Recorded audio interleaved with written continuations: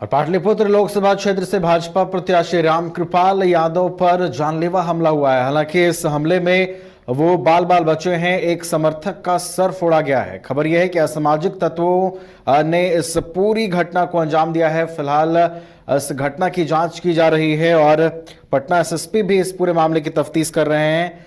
हमारे साथ अधिक जानकारी के साथ हमारे पटना संवाददाता चंदन जुड़े हुए हैं। चंदन का रुख कर लेते हैं।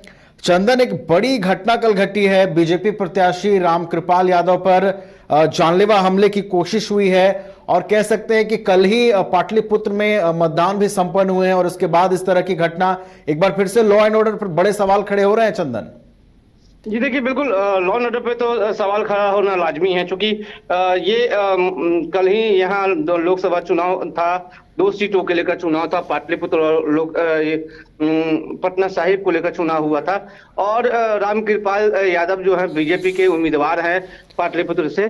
तो कहीं ना कहीं उन पर इस तरह का हमला होना कहीं ना कहीं अशोभनीय है। और लेकिन हाँ, एक चीज जरूर है कि जैसे ही घटना की सूचना पुलिस को मिली है, पुलिस घटनास्थल पर तुरंत पहुंच गई थी और मामले की छानबीन में जुट गई थी। लेकिन सबसे बड़ी चीज ये है कि अपराधी जो है, असामाजिक तत्व जो है, या पहले से घात लगाए हुए थे, क्योंकि जैसे ही रामकृपाल यादव की काफिला जो है वो सड़क पार करने लगी, उसी क्रम में जो है हमलावर जो हमला कर दिए।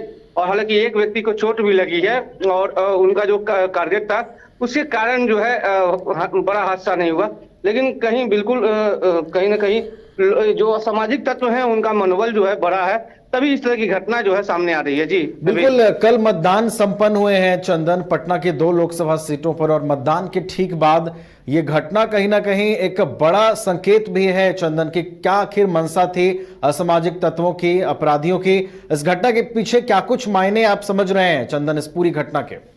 जी देखिए, ये कहीं ना कहीं चुनावी रंजिश बताया जा रहा है, क्योंकि कल यहाँ पर 2 लोकसभा चुनाव 2 लोकसभा सीट पर जो है वो चुनाव था। और कल ही चूंकि ईवीएम जो है उस समय 6 बजे मतदान खत्म हो गई थी और ईवीएम जैसे ही निकला उसके बाद रामकृपाल यादव पे हमला होना है। तो कहीं ना कहीं जो सूत्र हैं वो साफ तौर पर बता रहे हैं कि चुनावी रंजिश है। और हालांकि पुलिस ने दावा किया है कि जल्द से जल्द जो आरोपी हैं उनको गिरफ्तार कर लिया जाएगा। उसके बाद ये क्लियर हो जाएगा कि आखिर इसके पीछे का कारण क्या था, आखिर हमलावर ने हमला क्यों किया है। जी बिल्कुल है। तो चुनावी रंजिश में इस घटना को अंजाम दिया गया है जैसा कि आपने बताया चंदन, और पुलिस इस मामले की तह तक भी पहुंचने की कोशिश कर रही है कि आखिर चुनावी रंजिश में इस घटना को अंजाम दिया गया तो क्या कुछ मंशा थी, क्या साजिश थी अपराधियों की और क्या उनका इरादा था। फिलहाल बहुत बहुत धन्यवाद चंदन हमारे साथ जुड़ने के लिए और पूरी जानकारी के लिए। पटना जहानाबाद रोड पे कुनेरी गांव के पास ये सूचना मिली कि माननीय जो पूर्व सांसद हैं रामकृपाल यादव जी, उनके जो काफिला है उस पर हमला हुआ है। उसमें उनका एक कार्यकर्ता जो है वो चोटिल हुआ है। इस संदर्भ में माननीय जो रामकृपाल यादव जी उनके द्वारा एक लिखित आवेदन दिया गया है। उस आवेदन के आधार पर जो है हम अग्रतर कार्रवाई कर रहे हैं। जो भी इस मामले संबंध में जो भी तथ्य सामने आएंगे वो अग्रतर आपको बता देंगे।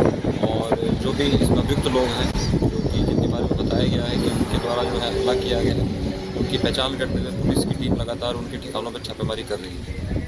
पटना कमाल करते हो जी, बच्चे घूमने की इतनी जिद कर रहे हैं और तुम हो कि तुम्हें फुर्सत ही नहीं मिल रही। अब इतनी गर्मी में जाए तो जाए कहाँ?